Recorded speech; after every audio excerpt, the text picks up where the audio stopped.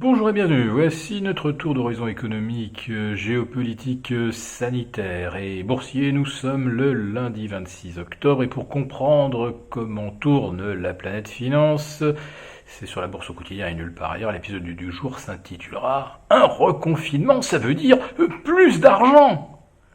En tout cas, on a l'impression que les marchés anticipent le prochain reconfinement parce que maintenant c'est une certitude, on va y avoir droit, avec une sérénité qui n'est pas sans rappeler d'ailleurs celle affichée fin février, au moment des précédents records historiques absolus de Wall Street.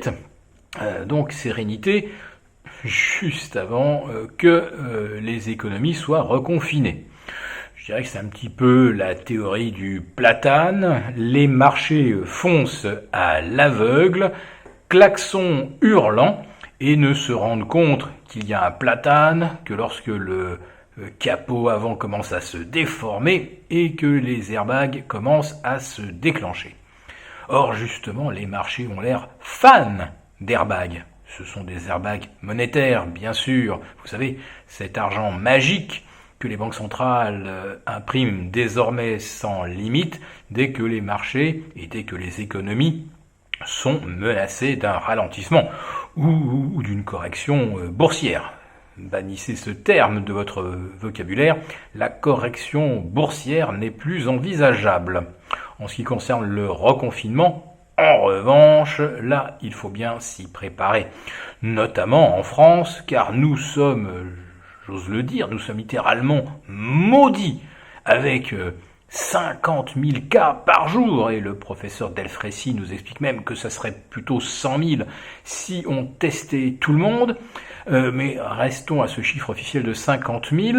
Il reste 6 fois supérieur au nombre de cas positifs en Allemagne, un pays qui affiche 30 millions d'habitants de plus. 50 000 cas par jour, c'est plus également que le Brésil ou l'Inde. L'Inde qui est juste 20 fois plus peuplée que la France. Donc véritablement oui, nous sommes maudits par le Covid, nous sommes les seuls à avoir un taux de contamination qui avoisinerait les 15%, quand on est encore en deçà de 1% pour la population indienne. C'est tout simplement hallucinant. En tout cas, avec de tels chiffres, naturellement, cela justifie tous les couvre-feux à 19h et éventuellement tous les reconfinements plus ou moins stricts. Alors en ce qui concerne le reconfinement à 19h, pour ceux qui vont travailler en voiture, il va falloir prévoir de partir beaucoup plus tôt le soir, figurez-vous, car à Paris, la police a mis en place des souricières. On bloque le périph' à 20h30, alors tout le monde évidemment se trouve contraint de sortir du périph', mais comme on met 1 heure à gagner la sortie avec un périph' complètement caramélisé, eh bien les gens qui en sortent à 20h, 21h01, 21h10, 21h30 se font verbaliser à 135 €. C'est pas beau. La sollicitude du gouvernement pour ceux qui travaillent à travailler pour 60 € par jour et se voir infliger une prune de 135, ça donne quand même bien envie de rester chez soi. C'est probablement d'ailleurs le but recherché, rester chez vous ou télétravailler.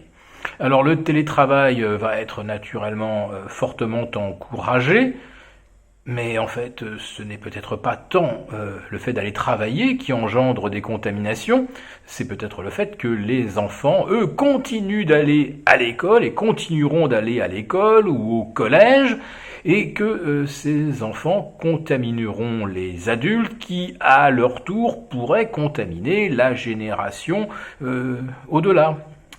Une génération naturellement fragile, vulnérable. Alors, la façon dont on présente les chiffres permet en fait de vous présenter n'importe quelle thèse.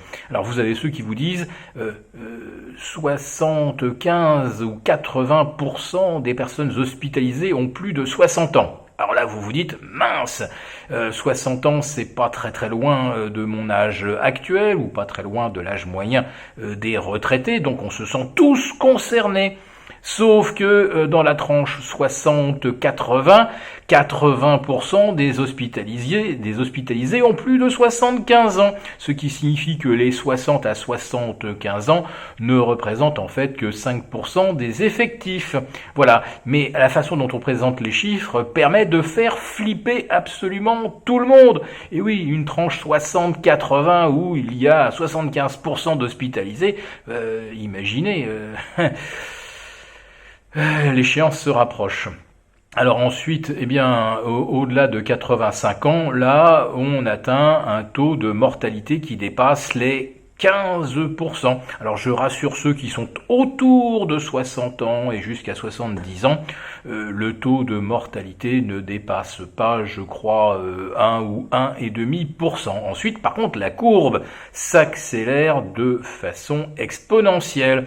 Mais elle s'accélère dans les tranches d'âge qui correspondent justement à la moyenne des décès en France, puisque l'essentiel des décès se situe au-delà de 78 ans. Tiens, c'est justement l'âge moyen des décès pour les hommes, tandis que pour les femmes, c'est 83 ans.